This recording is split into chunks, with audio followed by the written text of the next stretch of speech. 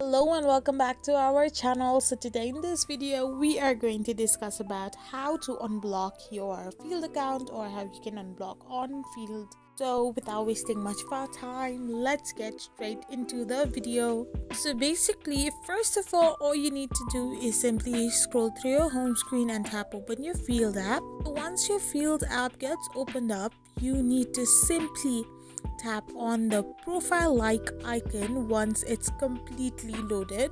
Once you tap on the profile like icon, you need to simply scroll down below to the end where you can find the help option. So simply tap on the help option and from there tap on the contact support.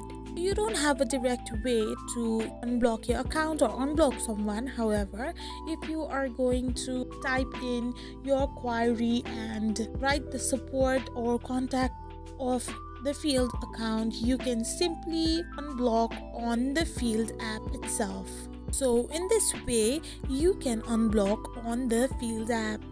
I hope you found this video helpful, so don't forget to hit that subscribe button and do give us a thumbs up. We will be back again with these informative videos.